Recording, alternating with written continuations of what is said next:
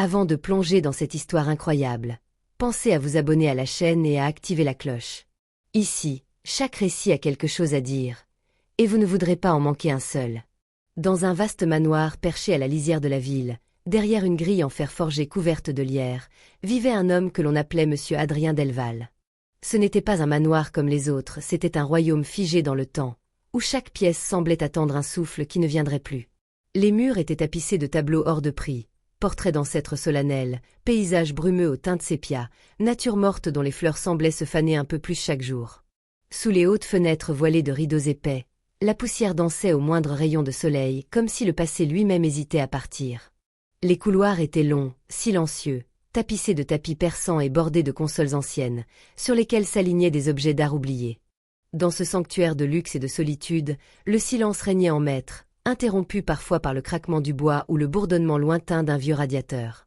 Adrien Delval, autrefois magnate de l'immobilier à la renommée internationale, avait tout possédé, des gratte-ciel à Dubaï, des hôtels à Paris, des villas sur les collines de Malibu. Il avait construit des empires, négocié des fortunes. Son nom inspirait respect et ambition. Mais depuis la mort brutale de sa femme et de son fils unique dans un accident d'avion, 5 ans plus tôt, il n'était plus qu'un fantôme riche parmi les vivants. Le choc avait fendu son âme comme la glace se brise sous un poids trop lourd. Ce jour-là, quelque chose s'était éteint en lui, irrémédiablement. Depuis, Adrien vivait reclus, enfermé dans le manoir qu'il avait acheté pour sa famille, mais qui, privé de rire et de voix, n'était plus qu'un mausolée luxueux. Il passait ses journées dans un bureau lambrissé de bois sombre, assis derrière un bureau trop large pour un seul homme, relisant de vieux journaux froissés, ou fixant longuement les photos fanées qui trônaient sur la cheminée. Son fils au piano, sa femme en robe d'été, tous deux figés dans un bonheur révolu. Il parlait peu, presque jamais. On disait de lui, dans les rares cercles qu'il évoquait encore, qu'il était froid comme la pierre, insensible, coupé du monde, mais la vérité était plus tragique.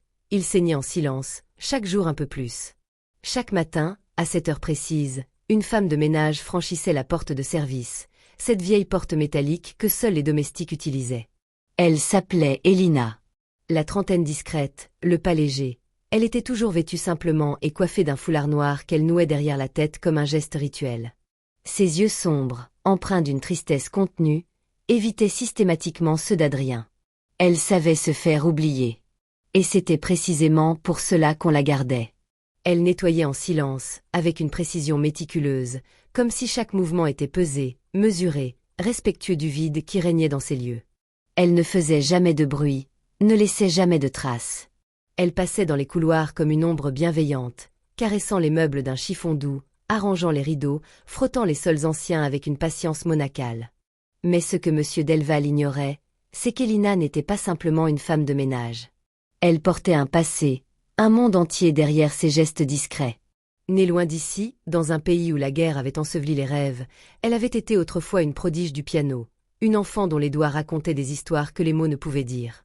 Sa vie avait basculé dans l'exil, la perte, les longues files d'attente administratives, les petits boulots.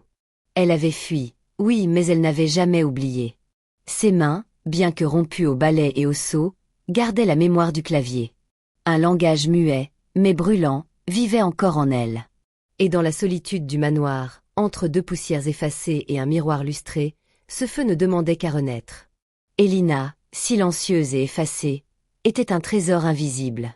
Une âme cachée dans l'ombre d'un monde trop bruyant pour l'entendre. Et les doigts qu'elle dissimulait sous des gants de ménage étaient capables de réveiller l'émotion chez les morts eux-mêmes. Ce jour-là, un rideau de pluie dense tombait sur le manoir, enveloppant la bâtisse d'un voile gris et humide qui faisait miroiter les vitres comme des larmes figées.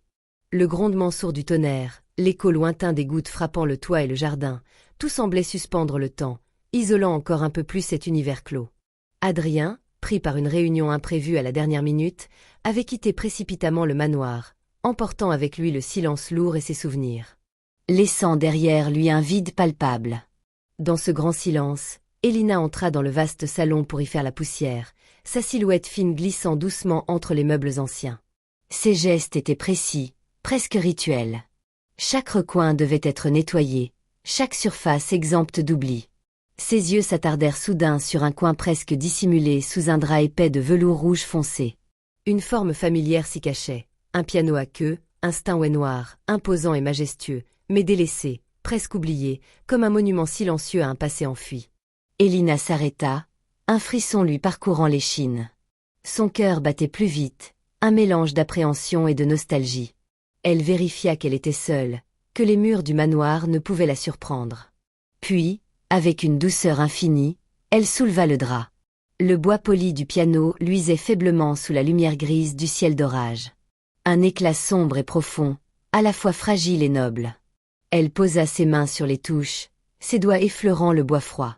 Cela faisait des années qu'elle n'avait pas touché un piano. Depuis qu'elle avait fui son pays, brisé par la guerre et la perte, son père, violoniste passionné, emporté par la violence, son conservatoire, fermé à jamais, ses rêves d'enfant, abandonnés comme des feuilles mortes au vent. Et pourtant, là, maintenant, ses doigts commencèrent à bouger sans qu'elle y pense vraiment. Il dansait avec une mémoire instinctive, retrouvant le chemin d'un morceau qu'elle avait composé dans l'ombre, dans le silence de ses nuits perdues. La musique s'éleva lentement, d'abord timide, puis plus assurée.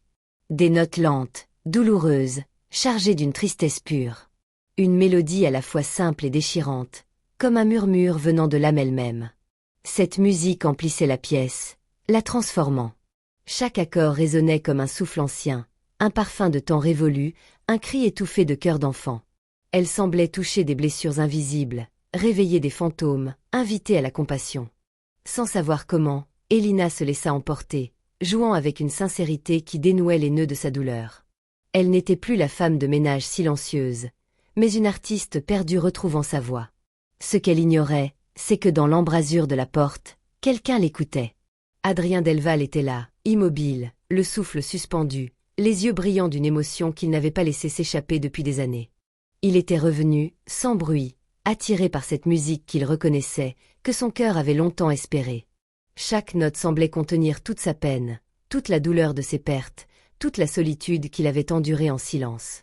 C'était comme entendre son fils lui parler à nouveau, comme si l'enfant lui tendait la main à travers la mélodie.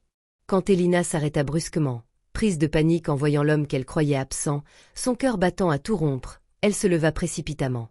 Un lourd silence se installa.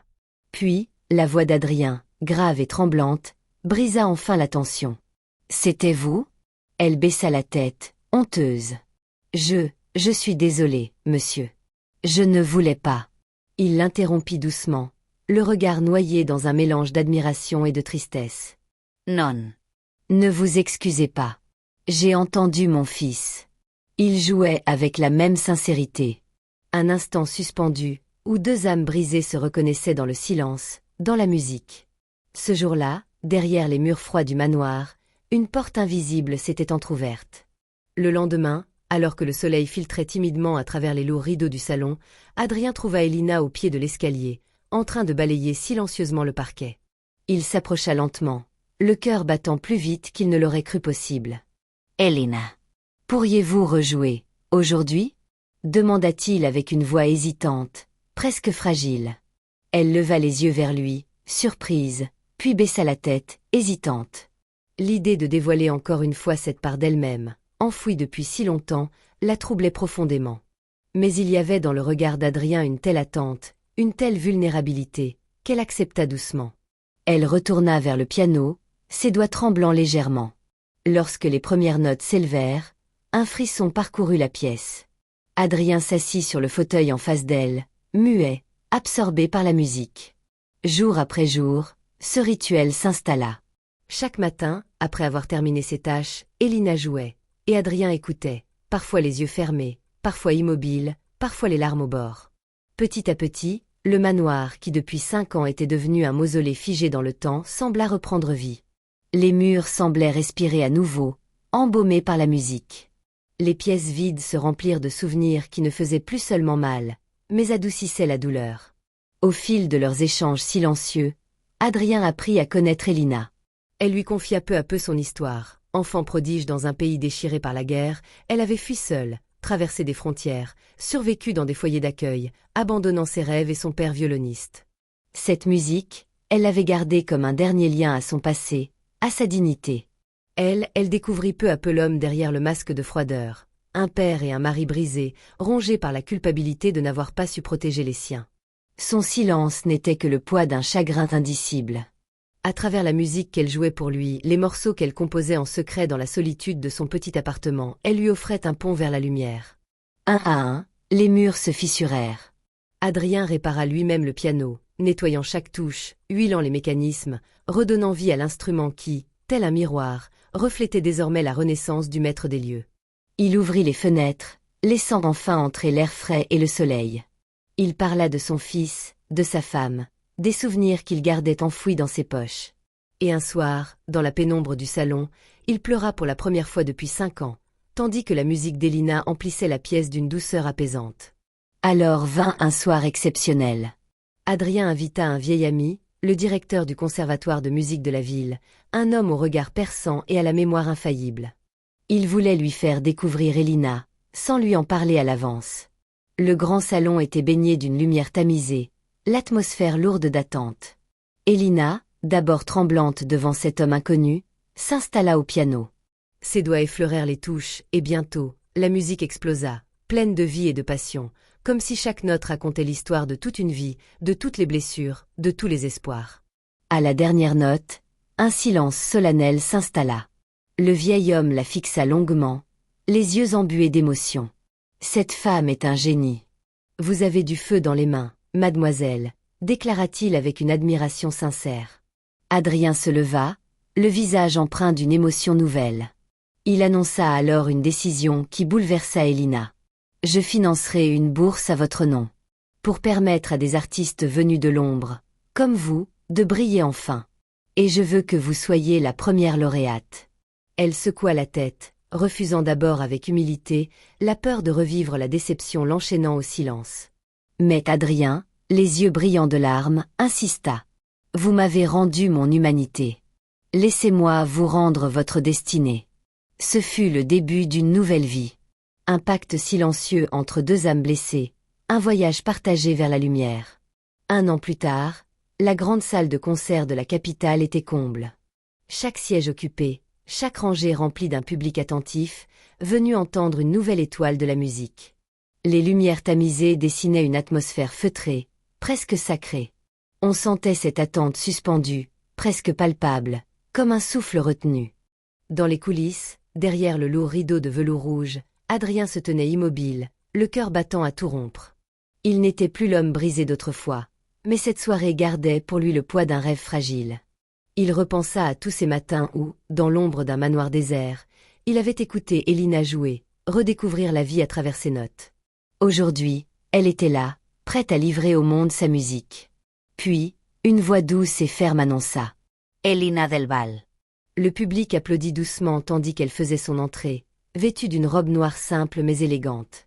Elle s'installa devant le piano à queue brillant sous les projecteurs, ce même instrument qui avait été leur premier lien, leur confident silencieux.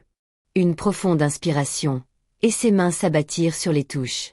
Le silence dans la salle devint absolu, un silence vibrant d'émotions contenues. La pièce qu'elle jouait n'était pas une simple composition, c'était une ode à la perte, à l'exil, mais aussi à la résilience et à l'espoir.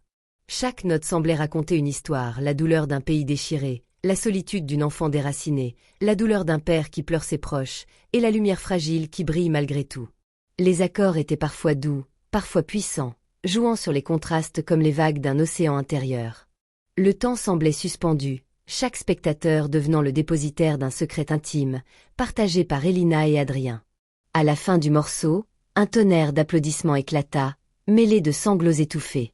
Des larmes coulaient sur plusieurs visages, d'autres se levaient, bouleversés par cette vérité portée par la musique. Elina se leva, inclinant la tête avec grâce, puis ses yeux cherchèrent Adrien dans la salle. Leur regard se croisa dans la loge, et dans ce simple échange silencieux se lisait toute leur histoire. 2 âmes blessées, réunies par la musique, transformées par le pouvoir de l'art et de la compassion. Après ce triomphe, Elina devint une pianiste reconnue, acclamée dans les plus grandes salles. Mais jamais elle ne quitta complètement le manoir qui avait été le berceau de sa renaissance. Elle y revenait souvent, au moins une fois par mois, pour jouer dans le grand salon aux murs ornés de tableaux, ou pour partager un thé avec Adrien, dans cette complicité fragile mais indestructible. Adrien, lui, avait trouvé un nouveau but à sa vie. Ensemble, ils créèrent une maison de musique destinée aux enfants réfugiés, un lieu d'accueil, de partage et d'apprentissage, pour offrir à d'autres ce que la vie leur avait volé, un espoir, une voix, un avenir. Et parfois, lorsque la maison était calme, Elina jouait seule dans le salon du manoir.